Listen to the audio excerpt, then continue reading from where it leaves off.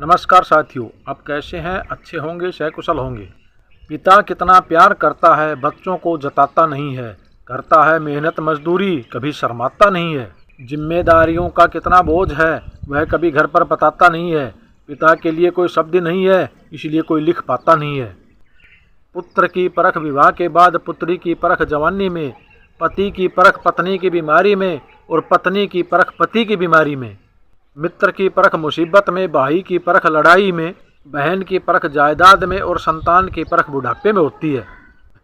माँ के बाद आपको कोई प्यार से बेटा कहकर नहीं पुकारेगा और पिता के बाद आपकी कोई ज़िंदगी नहीं संवारेगा। इसलिए इज्जत करो अपने माँ बाप की।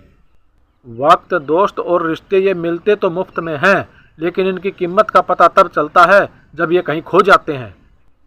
शब्द तो यदा कदा चुभते ही रहते हैं सभी के, लेकिन मौन चुभ जाए तो संभल जाना चाहिए। छल ही छल का देवता, छल ही छल का पाप, डर ही डर को पूजता, डर कर अपने आप। माता पिता का एक छोटा सा पैगाम अपने बेटे के नाम। जिस दिन तुम हमें बूढ़ा देखो तब सब्र करना और हमें समझने की कोशिश करना। जब हम कोई बात भूल जाएं तो हम पर गुस्सा मत करना और अपना बचपन याद करना। जब हम बीमार हो जाएं तो वह दिन याद करके हम पर अपने पैसे खर्च करना कि हम तुम्हारी ख्वाहिशों को पूरा करने के लिए अपनी ख्वाहिशें कुर्बान करते थे।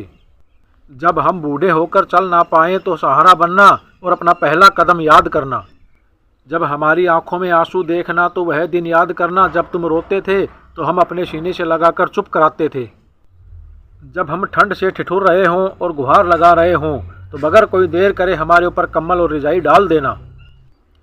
तो वह दिन याद करना जब ठंड के दिनों में पैरों से रजाई गिरा देते थे और ठंड लगने पर रोते थे तो हम कलेजे से लगाकर रजाई उठाते थे।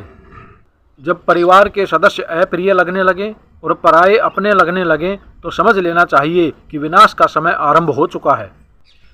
बुद्धि सबके पास है, चालाकी दिखानी है ईमानदारी, यह तो आपके संस्कारों पर निर्भर करता है। दान गरीबी को नष्ट कर देता है और अच्छा व्यवहार परेशानी को नष्ट कर देता है। ज्ञान अज्ञानता को नष्ट कर देता है और आत्मविश्वास डर को हटा देता है। एकांत मूर्ख के लिए कैद खाना है और ज्ञानी के लिए स्वर्ग होता है। इंसान नहीं बोलता, उनके दिन बोलते हैं, और जब उनके दिन नहीं बोलते तब इंसान लाख बोले फिर भी उनकी कोई नहीं सुनता। किसी ने मुझसे पूछा कि आपका अपना कौन है? मैंने हंसकर जवाब दिया, वक्त अच्छा है तो सब अपने हैं, वरना कोई नहीं। इस दुनिया में कोई किसी का हमदर्द नहीं होता। लोग जनाजे के साथ भी होते हैं तो सिर्फ अपनी हाजिरी गिनवाने के लिए। भगवान ने भेजा हमें जिम्मेदारी देकर और हम दौलत ही मांगते रह गए। सारी जिंदगी गुजार दी दौलत के पीछे और फिर जाने की मोहलत मांगते रह गए। फूलों की खुशबू हवा की दिशा में ही फैलती है, लेकिन एक व्यक्ति की अच्छाई चारों तरफ फैलती है। मरहम के लालच में अपनी दुखती रग का पता लोगों को देना बेवकूफ़ी की आखिरी हद है। मिली थी जिंदगी किसी को काम करने के लिए, लेकिन वक्त गुजर रहा है कागज़ के टुकड़ों को कमाने के लिए। जिंदगी को इतनी सस्ती मत बनाओ कि 2 कौड़ी के लोग खेल कर चले जाएं।